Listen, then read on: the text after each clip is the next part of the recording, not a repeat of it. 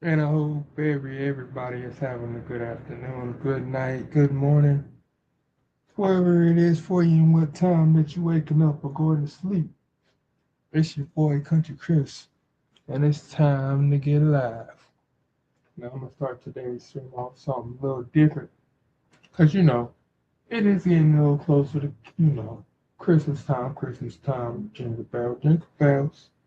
So I say, hey, I haven't really done anything Christmassy on stream all month, right? So I said, hey, why not? Let's turn it up a little bit. Let's get it kicking and show them how we do. So I wanted to start it off today with a little video. It's it's called Grinch by the Middle Aged Dad Jam Band featuring Weird Al. Yes, that Weird Al. So interested to see what this video is gonna be like. So, why don't we go ahead and get started? It started.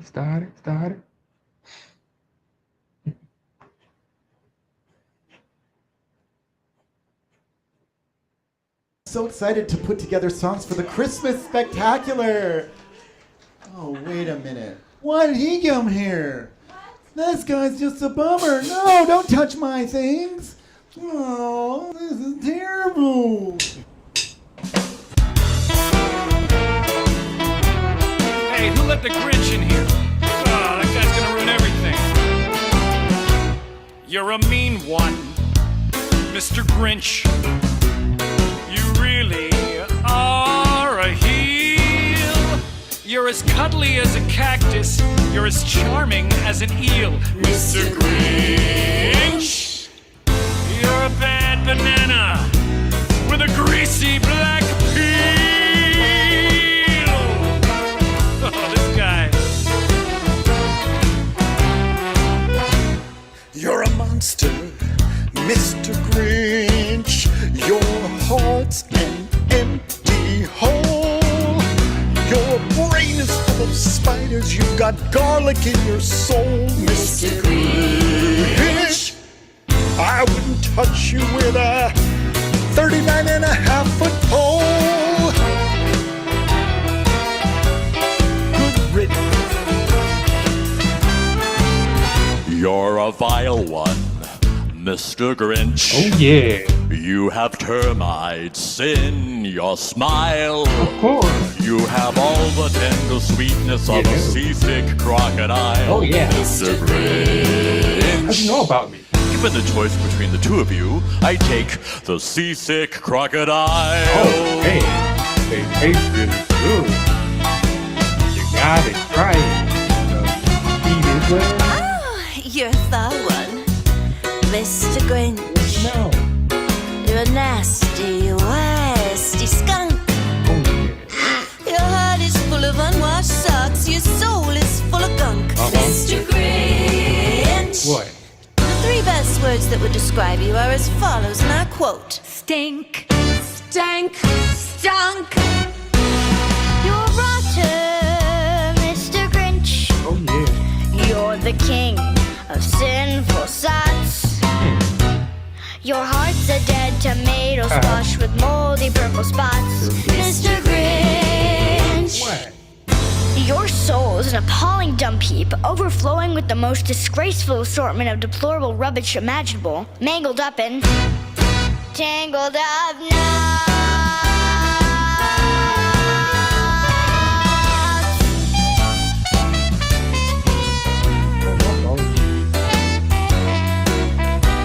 Now baby this.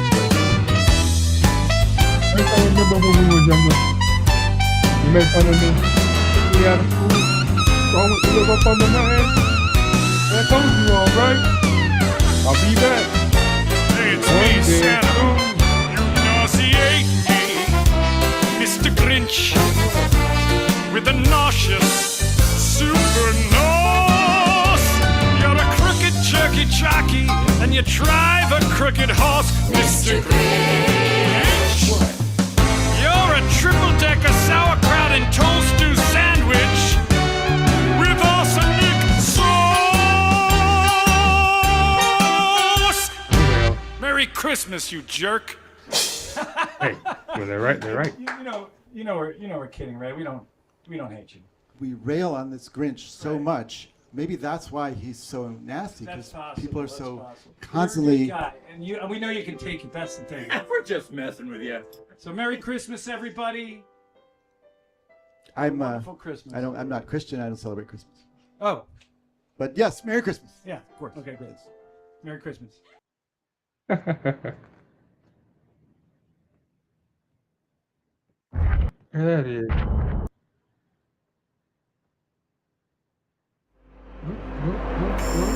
Whoa.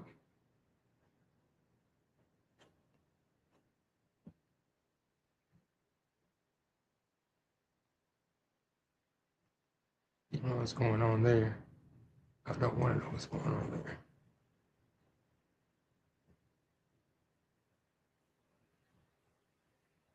Where did my...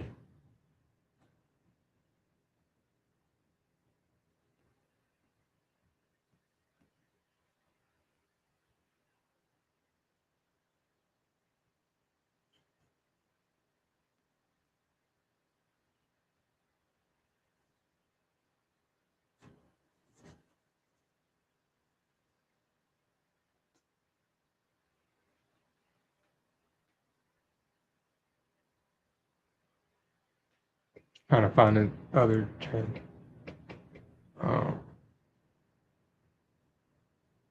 Forget the name of it.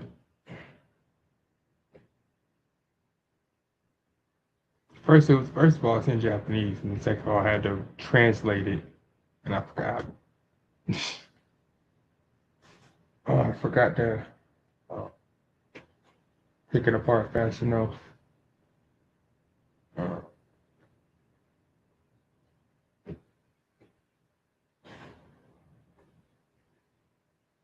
Where's my races?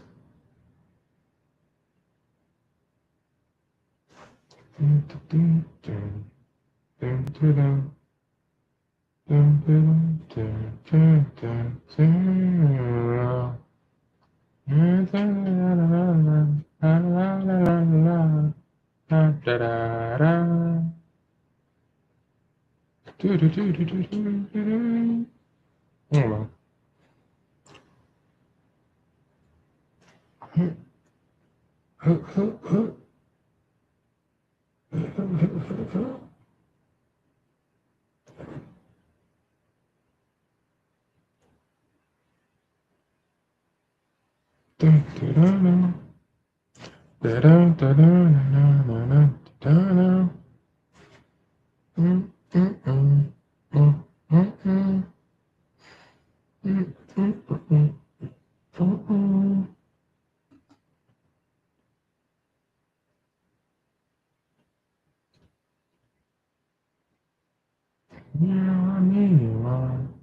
I missed that. You're fine. Yeah.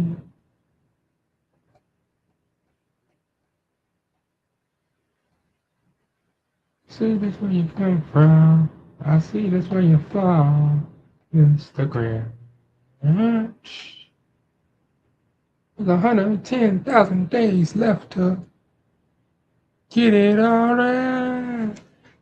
Maintenance. Got some maintenance.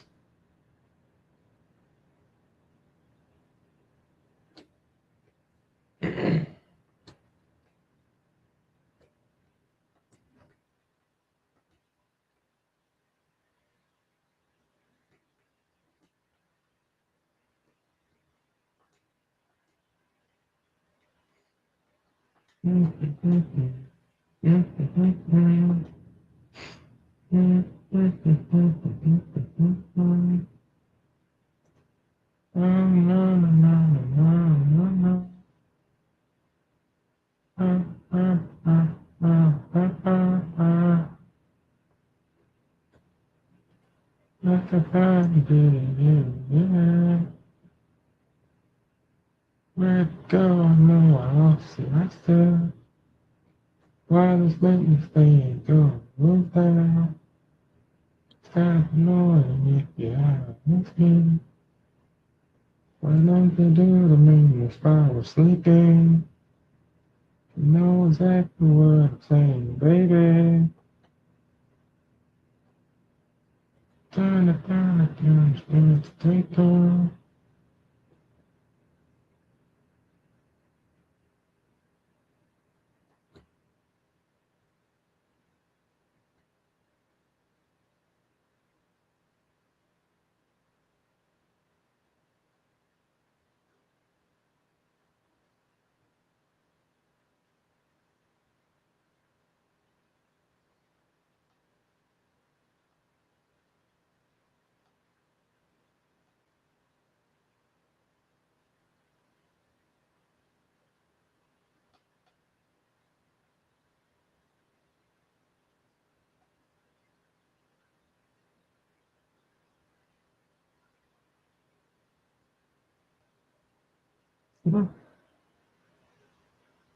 Since they want to do maintenance, right? They want to do maintenance, or we can do something.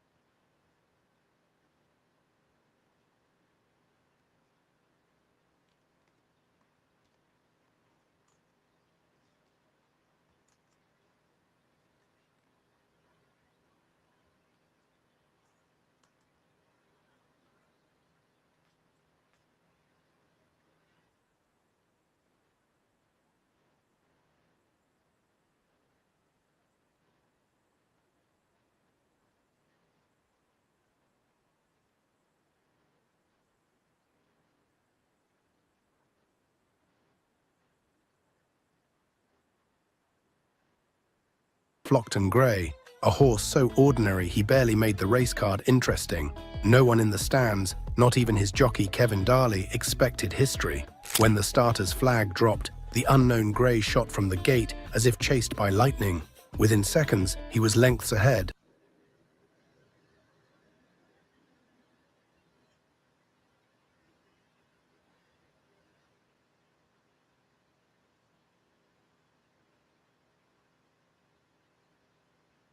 Then 10, then 20. The crowd gasped. Commentators stumbled for words. A debutante from a backyard Yorkshire yard had just obliterated the field by 20 lengths. That single race would ignite an investigation that shook British horse racing, destroyed reputations, and revealed one of the most audacious sporting scams ever attempted. Flockton Grey was trained by Stephen Wiles, a struggling 30-something former jump jockey who operated out of Langley Home stables between Wakefield and Huddersfield. His small yard was filled with cheap claimers, the sort that could barely win a raffle, let alone a race. The horse's owner, Ken Richardson, was no gentleman breeder. He was a scrap metal dealer turned gambler, clever, secretive, and with a taste for risk. He'd bought Flockton Grey, a Dragonara Palace colt, for just 1,700 guineas. Nothing about the horse screamed winner. Yet across Yorkshire that March afternoon, whispers spread. Money was pouring in for the Grey outsider. Some claimed up to £200,000 had been staked, cleverly distributed across dozens of betting shops. Trainer Pat Haslam placed £250 each way on Richardson's behalf. Another trainer, Mick Easterby, joined in. The odds held at 10 to 1. When the horse cruised home by 20 lengths, the bookmakers froze. Something wasn't right. 2 days later, the Jockey Club launched an inquiry. George Edmondson, an investigator with Racecourse Security Services, arrived at Wiles's yard on March 31st. He found a grey 2-year-old, but not the one that had triumphed at Leicester. A blood test confirmed that this horse was indeed by Dragonara Palace out of Mississippi, the breeding of Flockton Grey, but Whoa. crucially, he bore no scar on his right foreleg. The horse described in the passport did. When questioned, Wiles claimed the real Flockton Grey was at Jubilee Farm, 70 miles away, owned by Ken Richardson. Edmondson drove there, but the horse was gone, vanished. Meanwhile, a series of crucial oversights had allowed the deception to slip through. At Leicester, race vets had checked the passport, but never examined the horse's teeth, the surest indicator of age, nor had they looked beneath the bandages covering its legs. Then Edmondson caught a break. 7 race photographs from the track's official photographer, Ken Bright. In one frame, the winner had its mouth open. Experts John Hickman and Douglas Witherington studied the enlarged image. Their conclusion, the horse was a 3-year-old, not a 2-year-old. The investigation now focused on one question: who was this older Grey? They scoured thousands of naming forms, searching for a 3-year-old Grey gelding with a scar on his off foreleg. 3 matches surfaced, and 2 were quickly ruled out. The last name remained: Good Hand. Good Hand had begun life in 1979 at the Tinkler family's stable in Yorkshire. As a foal, he'd injured his leg on a gate, leaving that same unmistakable scar. He'd raced 3 times in 1981, once favoured, finishing 3rd before being sold on to none other than Ken Richardson's associate, Colin Matheson. Matheson paid £3,100 and sent Good Hand to Richardson's Jubilee Farm. There, both horses, the young, slow Flockton Grey and the older, proven Good Hand, stood side by side. By late 1981, Richardson allegedly arranged for Wiles to take Good Hand away with a view to selling him. What happened next reads like a noir caper. On January 5, 1982, veterinary surgeon Philip Dixon was asked to complete a naming form for a Grey, brought to Wiles's yard by Peter Boddy, Richardson's horsebox driver.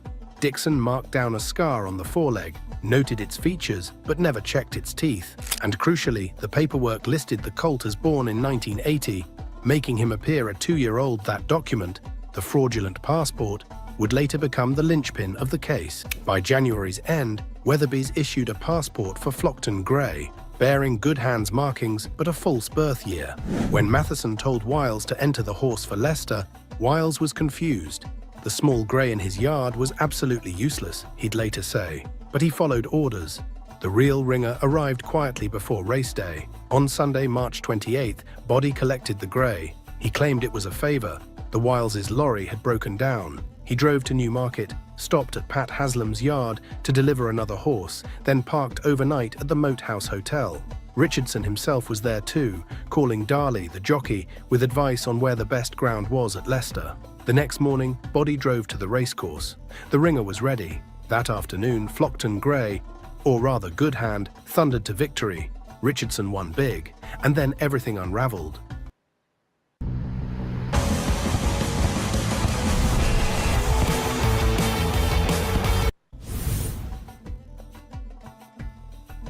After Edmondson's inspection, Wiles and his father drove 70 miles to confront Richardson and Matheson. They wanted answers. Where was the real Flockton Grey? Matheson barely opened the door. He admitted to betting £600 each way on the horse, winning £7,000, but denied everything else. Weeks passed, then months. The ringer Good Hand was still missing. Until December 1982, when an anonymous call led reporters from the Daily Star to a remote field near Beggars Bridge on the North Yorkshire moors. There, they found two horses. One was a grey with a scar on its off-fore leg. Blood tests proved with 97% certainty it was Good Hand, but the mystery deepened. How had he ended up there? The field was leased by Sylvia Jones, a local woman who claimed someone had simply left the horse for her after she'd mentioned wanting a companion for her foal. She said she didn't know the owner. When police arrived, she proved a reluctant witness, even offering a huntsman £200 to shoot the horse. The judge later called her story incredible and untrue, yet no direct link to Richardson was ever found. The police had the horse, the paperwork, the bets, and the motive, but they still needed to prove who had orchestrated the switch. All roads led back to Ken Richardson, and so the case of Flockton Grey moved from the stables and the moors to the courtroom. The trial, May 1984, York Crown Court. 3 men sat in the dock: Ken Richardson, Colin Matheson, and Peter Body, all accused of conspiring to substitute Good Hand for Flockton Grey, defrauding bookmakers of thousands. Judge Harry Bennett, QC, opened proceedings with words that would echo through racing history. Members of the jury, I am sure that you must have found in this case, as I have, that it is both curious and fascinating. And you may have thought more than once, well, this would make a very good book, a very good detective story. And indeed it was. Prosecutor Geoffrey Rivlin, QC, painted Richardson as the puppeteer, a gambler with a network of insiders and a plan for profit. The case, he said, hinged on deception, a forged passport, a swapped horse, and a trail of bets scattered across Yorkshire. Richardson's defense was led by the formidable George Carman, QC, already famous for his wit and devastating cross-examinations. Carman argued that Richardson had simply placed bets, nothing more, and that the real culprits were the Wiles family, who'd panicked and framed their employer. The Wileses admitted they had lied in their initial statements. Out of fear, they said, they knew they'd broken Jockey Club rules by running a horse not stabled with them for the required 14 days, but they swore they'd had no hand in the swap. Corroboration was thin, yet Philip Dixon, the vet who'd marked the horse's scar back in January, became a key witness. His testimony linked the fraudulent paperwork directly to Richardson's circle. When the jury retired, few doubted what they'd decide. By a majority of 10-2, all 3 were found guilty. Richardson received a £20,000 fine, £25,000 in costs, and a 9-month suspended sentence. Matheson paid £3,000. Body got a conditional discharge. Outside, flashbulbs erupted as Richardson insisted he was innocent.